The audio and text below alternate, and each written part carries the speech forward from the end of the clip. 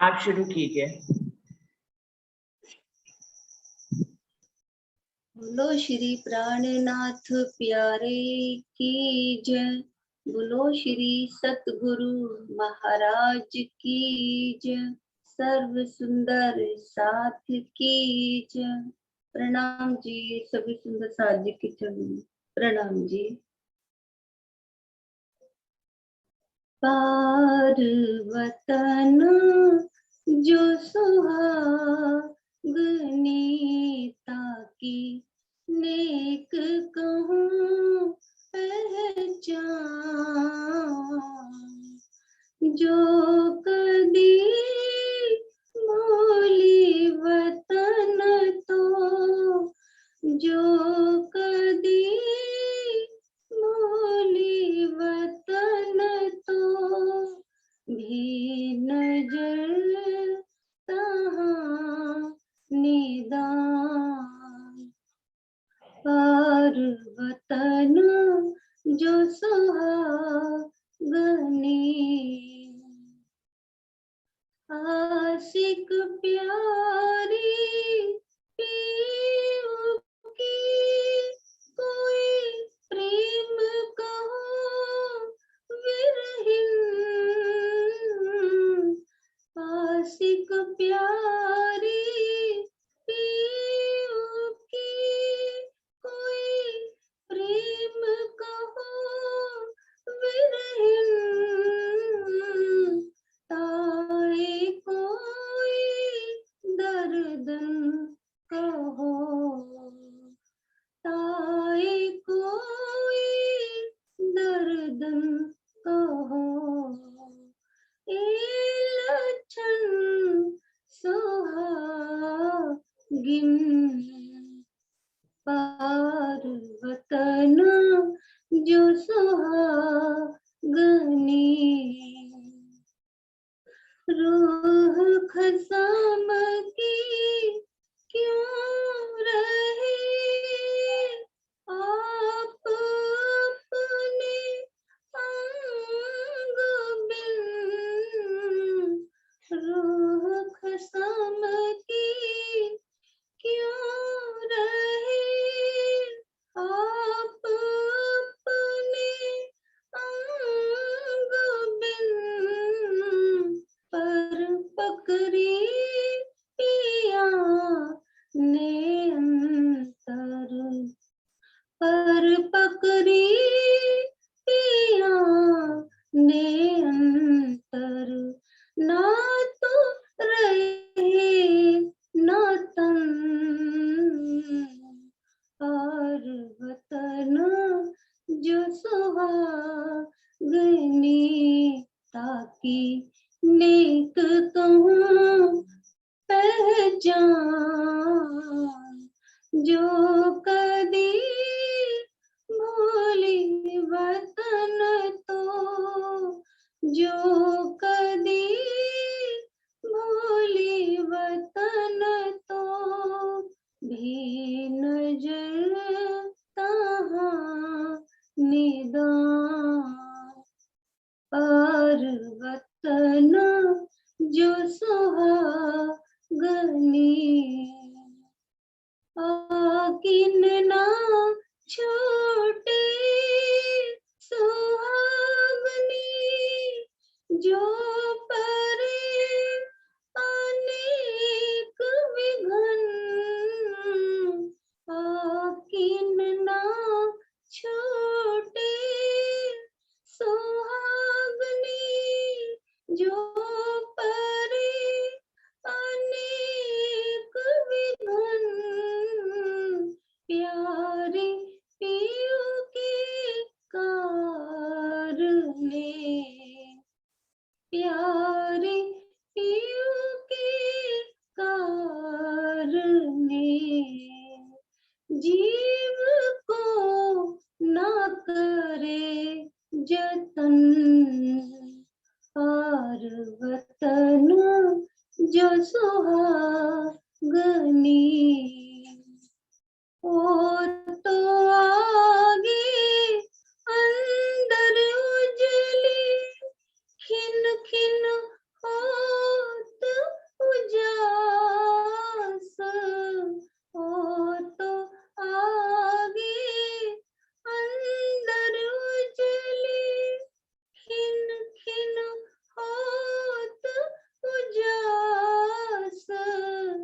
देह भरोसा ना करे, देह भरोसा ना करे, पिया मिलन की आस, पार वतन जो सुहागनी, जो दुख मेरी सैयन को तब सुख के समोहे, जो दुख मेरी सैयन को तब सुख के समोहे, हम तुम एक वतन के, हम तुम एक वतन के, अपनी रूह नहीं दोए, पार वतन जो सुहागनी, ताकि नेक कहूँ पहचान, जो कदी भूली वतन तो, जो कदी भूली वतन तो, भी नजर निदान, और वतन जो सुहागनी। बोलो श्री प्राणनाथ प्यारे की जय, बोलो श्री सतगुरु महाराज की जय। प्रणाम जी, सभी सुंदर साथ जी के चरणों में प्रणाम जी। प्रणाम जी, धन्यवाद दीदी, बहुत ही सुंदर गाया आपने। शुरू करते हैं सुंदर साथ जी।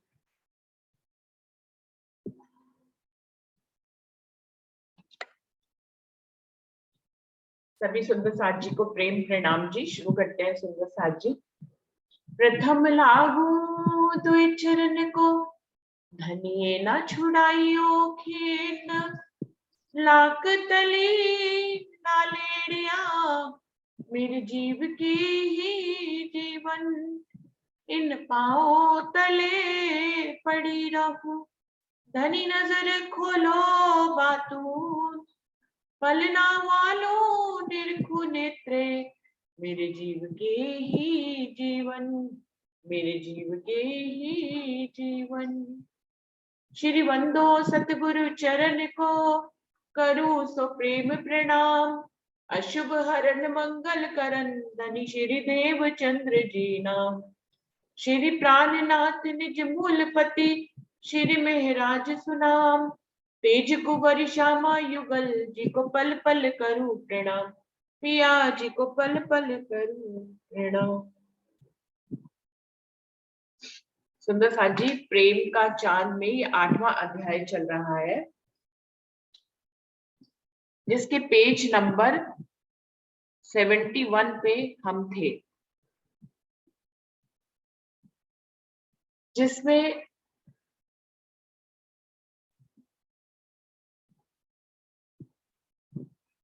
मतंग ऋषि के आश्रम में जाने का निर्णय महाराज जी लेते हैं और वहां की चढ़ाई शुरू करते हैं।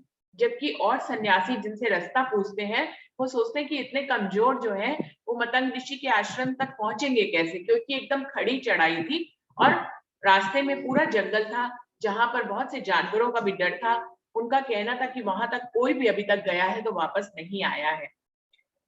तो लेकिन महाराज जी अपने दृढ़ निश्चय में आगे बढ़ते हैं। वो कभी किसी से डरते नहीं थे और ना ही कभी वो, भले चाहे भोजन ना करे, देखने में कितने भी कमजोर दिखे, लेकिन वो हृदय से बहुत ही मजबूत थे और जिसकी खोज में निकले थे उसके ऊपर विश्वास करके वो हर जगह चले जाते थे और किसी से भी नहीं डरते थे।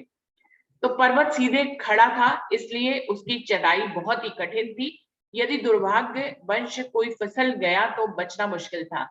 जंगल बहुत ही घना था, उसमें रास्ता निकालना बहुत ही कठिन काम था।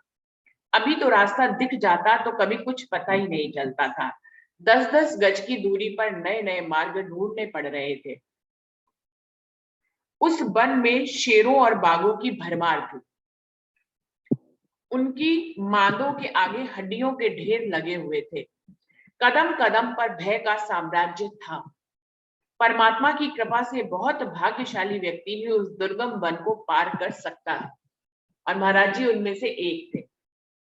महान योद्धा भी मृत्यु के से भयभीत हो जाते हैं, किंतु यदि योगी महात्मा मृत्यु से जरा भी भय नहीं खाते हैं, किंतु योगी महात्मा मृत्यु से जरा भी भय नहीं खाते हैं।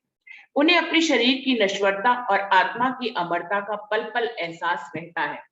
कह रहे हैं राजन स्वामी जी कि शूरवीर बनाए जाते हैं, उनको तरह तरह के परीक्षण दिए जाते हैं, तब सैनिक बनते हैं, तैयार होते हैं और फिर वो युद्ध करते हैं। लेकिन मौत सामने होने पे वो तक डरते हैं, जबकि उनको भी शूरवीर और वीर कहा जाता है। लेकिन जो सच्चा संत होता है वो हमेशा परमात्मा की शरण में रहता है और वो मानता है कि जो कुछ होता है वो उसी के ही हुक्म से होता है, और जो कुछ होता है वो अगर हुक्म करता है तो कुछ गलत होने वाला नहीं है। दुनिया में हमें जितना कुछ भी गलत लग रहा है, अगर हम परमात्मा को जान ले तो हमें उन सब में जो हमें लग रहा है कि गलत हो रहा है उसकी भी मतलब समझ में आ जाता है, क्योंकि हमें पता है कि ये ब्रह्मांड जो है वो धनी के हुक्म से बना है। अब जब धनी के हुक्म से बना है तो इसमें कुछ भी गलत होने वाला नहीं है, ऐसा विश्वास हमें करते हुए चलना चाहिए। तो जो संत महात्मा होते हैं वो कभी भी जो है डरते नहीं है, निर्भीक होते हैं, क्योंकि उन्हें अपने तन की कि ये तन तो 4 दिन का ही है, इसकी ईश्वरता का पता होता है, और अपनी आत्मा जो परमात्मा का अंश है और उसी के ही चरणों में जागृत होगी, उसकी अमरता का उसे एहसास होता है। इसलिए वो कभी भी डरता नहीं और ना ही मरने से डरता है, क्योंकि अगर मर भी गए तो भी क्या, तो भी परमात्मा के चरणों में जाएंगे, और अगर जिंदा रहे तो ये इस बात का एहसास है ही है कि वो हर पल हमारे साथ ही है, हमारी सुरक्षा के लिए। महाराज जी बिना डरे हुए उस पर्वत पर चढ़ते चले गए। अंतोगता उन्हें आश्रम दिखाई पड़ ही गया, जो एक चबूतरे के ऊपर बना हुआ था। नीचे से देखने से ही उसकी छटा इतनी सुंदर थी कि महाराज जी को उस आश्रम ने जो है आकर्षित कर लिया था। उन्होंने सोचा यदि नीचे से देखने पे ही उसको देखने पर इतनी वैराग्य भावना हमारे मेरे दिल में जागृत हो रही है, यदि मैं वहां पहुंच जाऊंगा तो पूरा वैराग्य का ही साम्राज्य होगा और वहां पर जो है ध्यान लगाना बहुत ही आसान हो जाएगा। आश्रम तो दूर से दिख गया था, किंतु वहां तक पहुंचने का कोई रास्ता ना था। चारों ओर किले की दीवार जैसी चट्टानें थी। मतलब आश्रम दिख रहा था, एक चबूतरे के ऊपर बना था, लेकिन अंदर कैसे जाए महाराज जी को समझ नहीं आ रहा था। महाराज जी के मन में यह बात आ गई कि हिंसक जानवरों से सुरक्षा के लिए ही ऊपर जाने का रास्ता नहीं बनाया गया है। उनके आश्रम में आने जाने से साधना का मार्ग कठिन हो जाता। जो भी यहाँ पे साधना करे, अगर उसको जानवरों का ही डर रहे तो वो साधना नहीं कर सकता है। इसीलिए उसमें अंदर जाने का कोई मार्ग बनाया ही नहीं गया था। महाराज जी को एक स्थान पर 2 पत्थर दिखाई पड़े, जिससे उन्होंने ये समझ लिया कि यहीं से ऊपर जाने का रास्ता है। एक बस फिर क्या था, महाराज जी वृक्ष की बड़ी की जड़ें पकड़कर घिसट घिसट कर चढ़ने लग गए। अंत में सफलता ने उनके कदम चूमे और वे आश्रम तक पहुंच ही गए। उसके अंदर उन्होंने यहाँ देखा कि पर्वत की चोटी को तराश कर एक समतल मैदान बनाया गया है, जिसने चबूतरे का रूप ले रखा है। उस चबूतरे पर आश्रम का निर्माण किया गया था। वहां का अलौकिक शोभा को देखकर हृदय गदगद हो गया। ऐसा लगता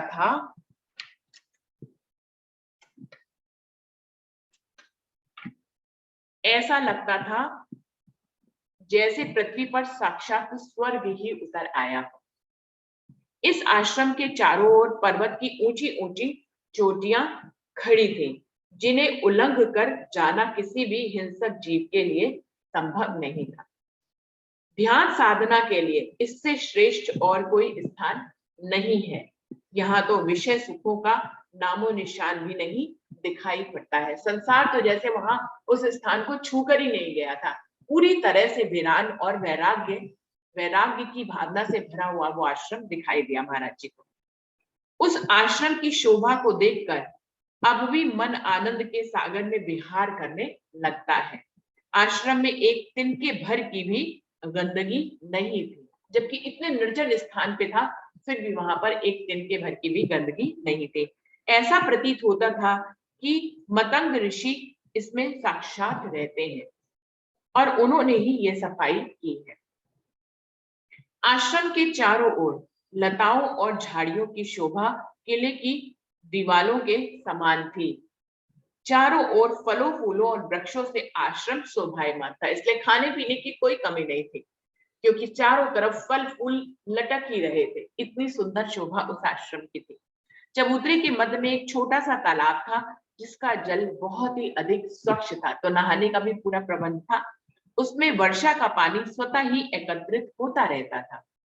महाराज जी ने लोटे से जल भर भर कर वहां स्नान किया तथा लंगोटी पहनी और फिर चद्दर ओढ़कर ऋषि के दर्शन हेतु तैयार हो गए। उन्होंने सोचा किसी पहुंचे हुए संत और ऋषि का यदि दर्शन करना है तो स्नान करके तैयारी से उनके दर्शन किए जाएं। वे धीरे धीरे अपने कदम बढ़ाते हुए आश्रम की ओर चल पड़े। उस आश्रम के 3 भाग थे। जब वे प्रथम भाग में पहुंचे तो वहां मात्र झाड़ू के और वहां वहां मात्र झाड़ू के और कुछ नहीं था। जब वे दूसरे भाग में पहुंचे तो वहां एक धूनी लगी हुई थी, जिसमें से धुआं उठ रहा था, जैसे लग रहा था अभी अभी किसी ने आग जलाई हुई है।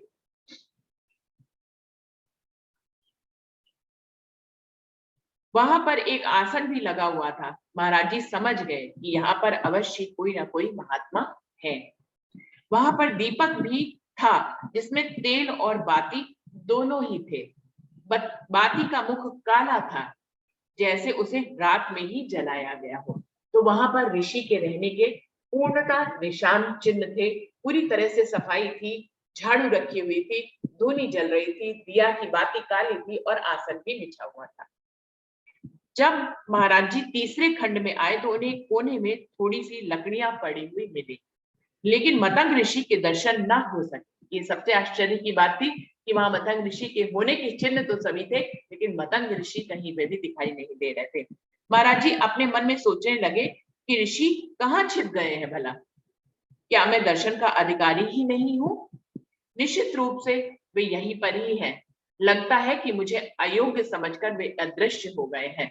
महाराज जी पहले ही उनको उनसे मिले बिना ही उनकी महानता का अनुभव कर रहे हैं कि शायद मैं अयोग्य हूँ और वो मुझसे छुप गए हैं, अदृश्य हो गए हैं। क्या मेरा यहाँ आना व्यर्थ हो जाएगा? यह भी हो सकता है कि वे कंद मूल लेने जंगल में चले गए हो। तो महाराज जी का मन अपने आप ही प्रश्नोत्तर कर रहा है और संभावनाएं व्यक्त कर रहा है। वह सोचते हुए कभी तो वे बाहर टहलने लगते और कभी पत्थर पर बैठकर प्रतीक्षा करते, कभी ऋषि के इस व्यवहार की समीक्षा भी करने लगते। अचानक ही उनके मन में एक विचार उठा, जिसने उनको अंदर तक झंझोर कर रख दिया। उन्होंने सोचा, झंडू दत्त, तुम्हारे अंदर ऋषि के दर्शन की पात्रता ही नहीं है, तभी तो वे दर्शन नहीं दे रहे हैं। जब ऋषियों का भी दर्शन तुम्हारे लिए दुर्लभ है, तो पूर्ण ब्रह्म तुम्हें कैसे दर्शन देंगे? सोचने वाली बात है। अभी तक महाराज जी को जो है शंकर जी दर्शन दे चुके हैं, हनुमान जी दर्शन दे चुके हैं, लेकिन अभी भी उनको अपने अंदर अपूर्णता और अपात्रता नजर आ रही है। वो सोच रहे हैं कोई पहुंचा हुआ ऋषि मुनि ही यदि मुझे दर्शन नहीं दे रहे हैं, तो सोचने वाली बात है कि जिस परमात्मा की खोज के लिए मैं निकला हूँ, वो मुझे कैसे दर्शन देंगे। तो अपने आप को अयोग्य समझ रहे हैं, अपात्र समझ रहे हैं और फिर क्या प्लानिंग कर रहे हैं कि अब उनको योग्य पात्र बनना है, जिससे कि परमात्मा उन्हें दर्शन दे सके। जैसे कि हम लोग 2 दिन पहले बात कर रहे थे कि हमारे अंदर कितनी पात्रता है कि राज्य में दर्शन। इन्हीं विचारों में खोए खोए वे निश्चेत से होकर बैठे रहे। हृदय में चिंतन का प्रभाव हिलोरे मारने लगा। क्या मुझे सबके आधार ब्रह्म सच्चिदानंद की पहचान हो पाएगी? क्या मैं जीवन भर ऐसे ही खाली हाथ बैठा रहूंगा? एक मिनट सुंदर साथी, क्या किसी का माइक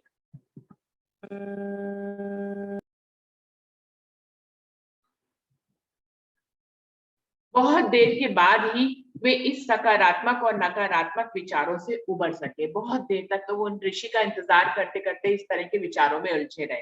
उन्होंने जब अपनी दृष्टि पश्चिम दिशा में डाली तो देखा कि सूर्य तो अब डूबने ही वाला है। धीरे धीरे चारों ओर अंधकार फैल गया। उन्होंने सोचा कि यदि मुनि जी के दर्शन की संभावना होती तो यहाँ पर रुकना ठीक था। जब मैं उनको दर्शन पाने के योग्य नजर नहीं आता तो यहाँ पर विश्राम करना व्यर्थ ही है। इसलिए मुझे रात वहीं बितानी चाहिए जहां पिछली रात बिताई थी, नीचे जाकर। मन में यह विचार आते ही महाराज जी ने उस आश्रम के प्रति अति श्रद्धा प्रकट की और वहां से नीचे की ओर चल पड़े। किंतु महान आश्चर्य कि आश्रम से किसी के बोलने की आवाज सुनाई पड़ने लग गई। अभी जबकि महाराज जी की उम्मीद टूट गई, तो जब वो चलने की सोचने लगे तो आश्रम में किसी की आवाज सुनाई देने लगी। किसी के चलने तथा पैरों की आहट भी सुनाई पड़ने लग गई। ऐसी स्थिति में महाराज जी के मन में यह धारणा दृढ़ हो गई कि मतंग ऋषि निश्चित रूप से आश्रम के अंदर ही है। वे किसी गुप्त रास्ते से अब आ गए हैं। यह सोचकर वे पुनः आश्रम की ओर लौट पड़े। उनकी खोज शुरू कर दी। ऋषि भला क्या मिलते, उनकी चरण धूलि भी नहीं मिली। उन्हें आवाजें तो आई लेकिन ऋषि उन्हें तब भी नहीं मिले। अब तो महाराज जी का मन बहुत ही खिन्न हो गया। उन्होंने स्वयं को फटकारा कि जब मैं इस योग्य नहीं हूं कि कोई ऋषि मुझे दर्शन दे तो सर्वशक्तिमान परमात्मा कैसे दर्शन देंगे। अब तो अपने को इस योग्य बनाना ही पड़ेगा कि आध्यात्मिक जीवन सफल हो जाए। तो यहाँ से दृढ़ निश्चय कर लेते हैं महाराज जी कि अपने अंदर कमियां ढूंढेंगे और अपने आप को परमात्मा के दर्शन के योग्य पात्र बनाएंगे। महाराज जी ने उस पवित्र और प्राचीन आश्रम को प्रणाम किया और निराश होकर परमेश्वर के आश्रम की ओर चल पड़े। जैसे ही वे उस चबूतरे से नीचे उतरे, उन्हें एक जानवर सा दिखाई पड़ा। वह गाढ़े चितकबरे रंग का था। उसे देखते ही महाराज जी के हृदय की धड़कन दोगुनी हो गई। उन्होंने समझा कि आज तो जान बचनी मुश्किल ही है। एक तो ऋषि के दर्शन भी नहीं हुए, ऊपर से जान से भी हाथ धोना पड़ेगा। किंतु यह जानवर स्थिर ही रहा। उसके 4 पैर तो दिखाई पड़े किंतु सिर नहीं दिखाई पड़ा। महाराज जी सोचने लगे कि क्या कारण है कि वह चल फिर नहीं रहा है। जब उसके निकट गए तो पता चला कि वह तो गाय है जिसको किसी हिंसक जानवर ने मार डाला था। उस गाय को बाघ या शेर ने दुम की तरफ से फाड़ दिया था और उसके पेट के अंदर से प्रणाली की तरह से खून बह रहा था। जब महाराज जी ने उसे गौर से देखा तो पता चला कि अभी उसकी सांस चल रही है। यह करुणा दृश्य देखकर महाराज जी का शरीर सिहरन से भर गया। अपने सामने किसी को प्राण उड़ते हुए देखना बहुत ही मार्मिक अवस्था है। जबकि सामने वाला जिंदा हो, आप फिर भी कुछ ना कर पाए तो हृदय विदित हो जाता है, विरह सिहरन से भर जाता है कि हम इसकी मदद कैसे करें। कुछ ऐसी स्थिति महाराज जी की थी। पल पल अंधकार बढ़ता जा रहा था, इसलिए महाराज जी को भी तेज कदमों से परमेश्वर आश्रम की राह पर चढ़ना पड़ा। जब वे नीचे आए तो महात्मा ने उनसे व्यंग पूर्वक पूछा, महात्मा जी क्या आप ऊपर से दर्शन करके चले आए? महाराज जी ने कहा, हाँ मैं वहां से चला तो आया किंतु मेरा जाना बेकार ही रहा। मैं चाहकर भी मतंग ऋषि के दर्शन नहीं कर सका। मंदिर के महंत जी भी वहां आ गए थे। यह बात सुनकर कुछ क्रोधित से होकर वे बोले, आप बिल्कुल झूठ बोल रहे हैं। निश्चित रूप से आप ऊपर गए ही नहीं थे। इतना जाना और फिर वापस भी आ जाना एक ही दिन में, ये संभव नहीं है। मुझे आपसे झूठ बोलकर क्या लेना है? महाराज जी ने कहा, क्या आपसे इनाम पाने के लिए मैं झूठ बोलूंगा?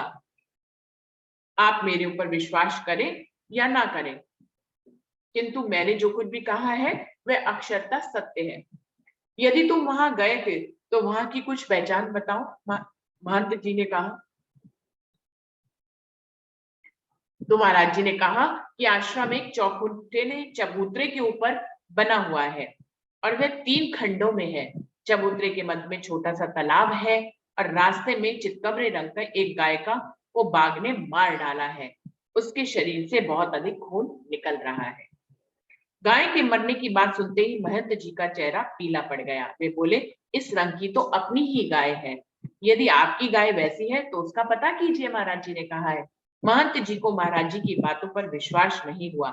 वे सोचते थे कि वे झूठ बोल रहे हैं, लेकिन प्रतीक्षा करते करते जब प्रातः काल तक गाय नहीं आई, तब महंत जी को विश्वास हुआ कि उनकी ही गाय किसी हिंसक जानवर का शिकार बन गई है।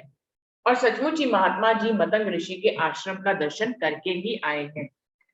रात्रि को महाराज जी भोजन नहीं लेते थे, सारी रात साधना में ही व्यतीत हो जाया करते थे।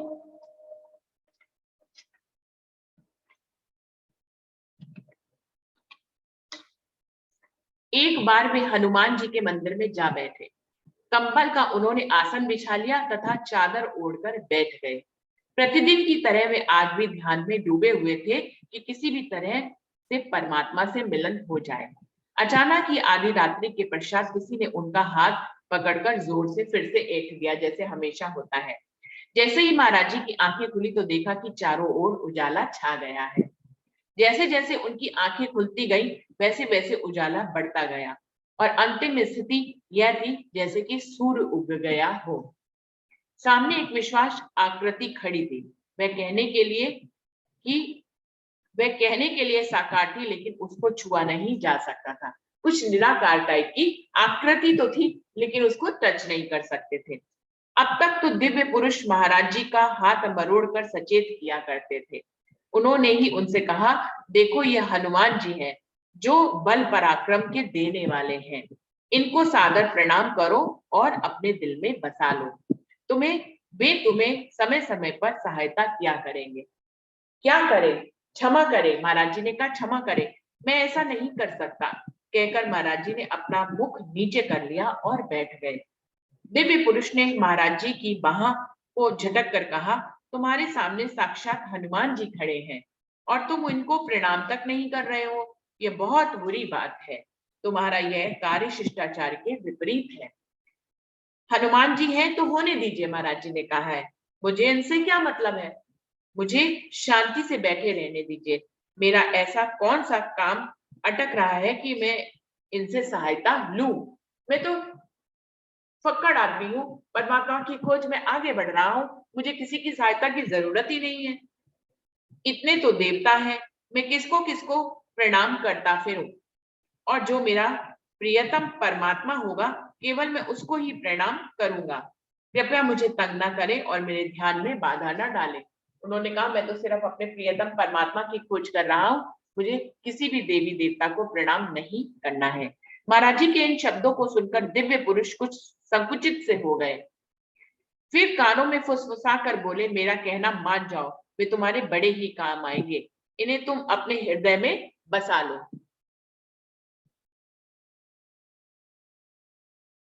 हमेशा ही ये तुम्हारी सहायता के लिए तुम्हारे साथ रहा करेंगे। इसमें तुम्हें क्या हानि है? जब उस दिव्य पुरुष ने ज्यादा दबाव देना शुरू किया तो महाराज जी ने उस आशय से अपना मुख पीछे कर लिया ताकि वे दिखाई ही ना पड़े। किंतु यह क्या, हनुमान जी उस दिशा में ही दिखाई पड़ने लग गए। जिस तरफ महाराज जी अपना मुख करते, हनुमान जी उसी दिशा में दिखाई देने लग जाते। महाराज जी को ऐसा प्रतीत हुआ जैसे कि हनुमान जी कुछ कह रहे हो। ये शब्द इतने भयंकर थे कि कानों को सहन करना कठिन पड़ रहा था। जैसे ही उस झिलमिलाती हुई आकृति जिसको छुआ नहीं जा सकता था, उसने कुछ बोलना शुरू किया, और जब उन्होंने बोला तो महाराज जी बहुत ही ध्यान से सुनने लगे, लेकिन उनको कुछ सुनाई नहीं दिया। अब तो महाराज जी ने तुरंत ही अपना मुख तीसरी ओर कर लिया, लेकिन घोर आश्चर्य, हनुमान जी तीसरी दिशा में भी उनके सामने दिखाई देने लग गए। महाराज जी ने अपने मन में सोचा कि वे तो जंजाल में फंस ही गए हैं, उन्होंने वहां से चल देना ही उचित समझा। बस फिर क्या था, उन्होंने अपना लोटा और कमंडल उठाया और चलने के लिए खड़े हो गए। अब महाराज जी ने अपना आसन ही छोड़ दिया। उन्होंने कहा कि ये तो मेरी बात ही नहीं मान रहे, मैं जिस तरफ अपना मुख फेर रहा हूँ ये उसी तरफ मुझे दिखाई दे रहा है, तो अब मैं अपना आसन ही छोड़ देता हूँ। यहाँ पर सुंदर साथ जी 8वां अध्याय खत्म हुआ है, 9वां अध्याय शुरू हो रहा है और पेज नंबर 78। संसार के लोग देवी देवताओं को प्रसन्न कर लौकिक सुख प्राप्त करते हैं। स्वामी जी कह रहे हैं कि आप देखें तो सही, सारी दुनिया के लोगों की क्या चाहना है कि वो देवी देवताओं की भक्ति करें, उन्हें प्रसन्न करें और फिर से उनसे सांसारिक सुख मांगे। उनके लिए स्वर्ग और वैकुंठ ही सब कुछ है। इसके विपरीत ब्रह्मण्यों के लिए स्वर्ग और वैकुंठ का सुख सर्वथा सर्वथा त्याज्य होता है। वे अपने अनंत प्रेम को कलंकित नहीं होने देते और सच्चिदानंद पार ब्रह्म के अतिरिक्त अन्य किसी की भी को भी अपना प्रेम पात्र नहीं बनाते हैं। ब्रह्म मुनियों के लक्षण अभी अभी विजया दीदी ने गाए। तो पार वतन जो सुहागिनी ताकि नेक कहूं पहचान, जो कदी भूली वतन तो भी नजर तहां ही निदान। क्या कह रही है ये चौपाई? ये कह रही है कि पार वतन जो सुहागिनी है उनके पहला मुख्य लक्षण ये है कि यदि वो वतन भूल भी जाए, उसे वतन की याद आए या ना आए, उसे परमात्मा की पहचान हो या ना हो, लेकिन धनी ने उसको अंतर से ऐसा पकड़ा हुआ होता है कि वो सब कुछ भूल जाने के बाद भी उसकी नजर कहीं ना कहीं परमात्मा पे ही टिकी होती है। बिल्कुल यही उदाहरण महाराज जी दे रहे हैं। अभी उनको राजी महाराज मिले नहीं है, उनके दर्शन भी नहीं मिले हैं, अभी तक सतगुरु भी नहीं मिले हैं, अभी तक वाणी और तारतम भी नहीं मिला है, तो कोई परमात्मा की पहचान नहीं है। ऐसे परमात्मा को खोजने तो निकल पड़े हैं, लेकिन जानते हैं कि देवी देवता में से किसी को भी अपना धनी नहीं मानना है।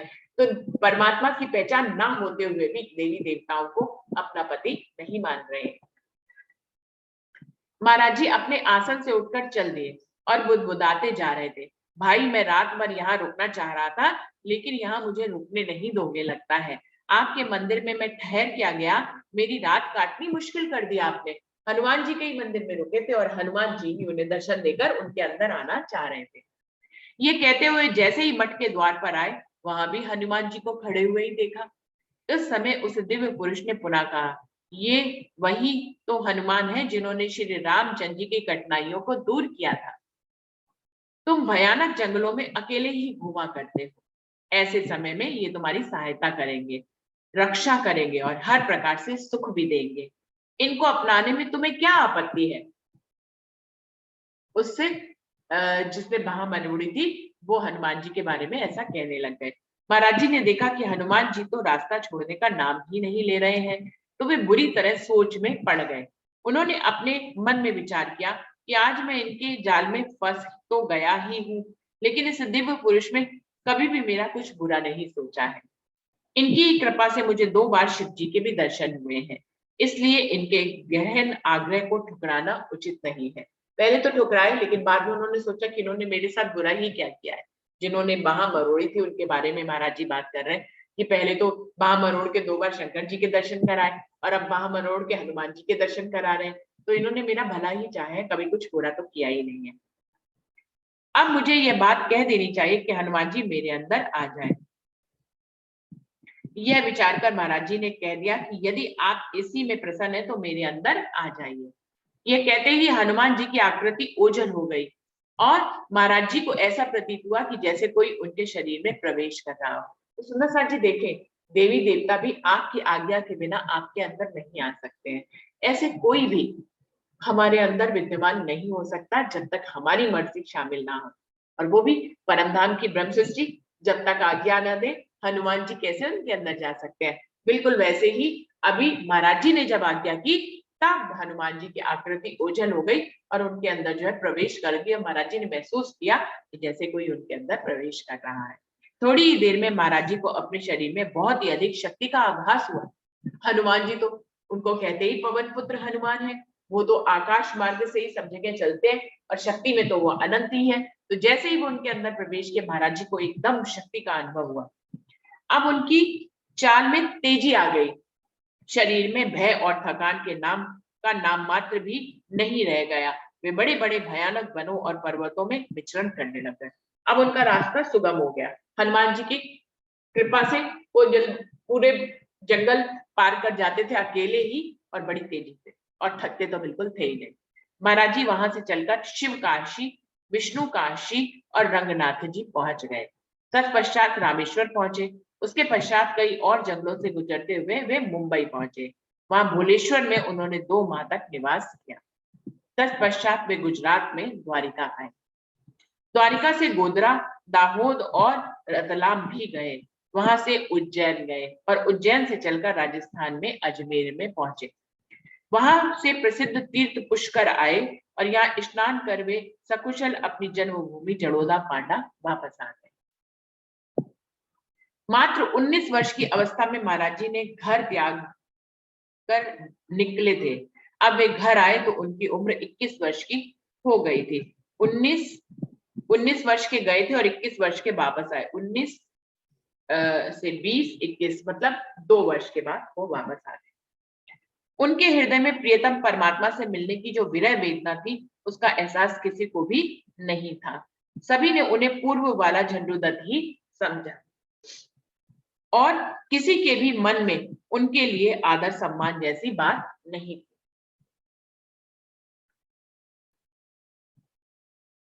संसार निरंकुश है, वे बड़े से बड़े महापुरुष पर भी कीचड़ उछालने में परहेज नहीं करता है। वस्तुतः यह उगते हुए सूरज का ही पुजारी होता है। वह डूबते सूरज का अपमान करते समय यह नहीं सोचता है कि डूबता हुआ सूरज ही अगले दिन उगते हुए सूरज के रूप में दिखाई देने वाला है। तो राजन स्वामी जी यहाँ पर विवेचना कर रहे हैं कि 2 साल के बाद जब महाराज जी अपने स्थान पर वापस लौटे तो किसी ने भी उनका सम्मान नहीं किया, क्योंकि ये दुनिया की प्रकृति है कि वो उगते हुए सूरज को प्रणाम करते हैं और डूबते हुए सूरज को का अपमान करते हैं। जबकि हमें मालूम है सृष्टि का इसका नियम कि जो सूरज डूबता है वही दूसरे दिन उगता भी है। अपनी जन्मभूमि पहुंचने के बाद भी महाराज जी संसार के प्रति विरक्त ही रहे। वे गांव से बाहर ही एक स्थान पर रहते थे और कभी कभार ही वे घर जाते थे। वहां पर उन्होंने सत्य धर्म नामक एक सभा बनाई, जिसकी बैठक सप्ताह में 1 दिन हुआ करती थी और उसमें गांव के लोग उत्साहपूर्वक भाग भी लिया करते थे। उस गोष्ठी में मात्र सत्र पर ही चर्चा हुआ करती थी। भजन और कीर्तन भी हुआ करता था। किसी संप्रदाय विशेष से उसका कोई भी संबंध नहीं था।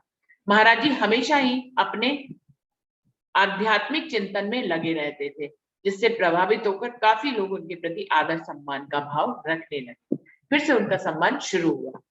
हनुमान जी तथा दिव्य पुरुष से महाराज जी की मित्रता थी ही। वे सभी समस्याओं का समाधान निकाल लेते थे। कठिन से कठिन प्रश्नों का उत्तर भी हनुमान जी तथा दिव्य पुरुष के सहयोग से मिल जाया करता था और सुनकर श्रोतागण भौचक्के रह जाया करते थे। तो महाराज जी को खूब ख्याति प्राप्त होने लग गई। कभी कभी महाराज जी हरिद्वार आदि भी चले जाया करते थे। मेहंदी में जिस प्रकार लाली छिपी होती है, उसी प्रकार महाराज जी के अंदर भी हनुमान जी और दिव्य पुरुष मिल गए थे।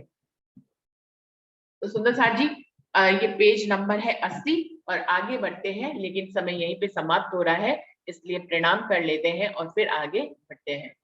बोलिए श्री प्राणनाथ प्यारे की जय। बोलिए श्री सद्गुरु महाराज की जय। तो ये 9वां अध्याय है और पेज नंबर 80 है। यहाँ पर अभी हम समाप्त कर रहे हैं क्योंकि समय समाप्त हो रहा है और फिर हम आगे बढ़ते हैं आगे।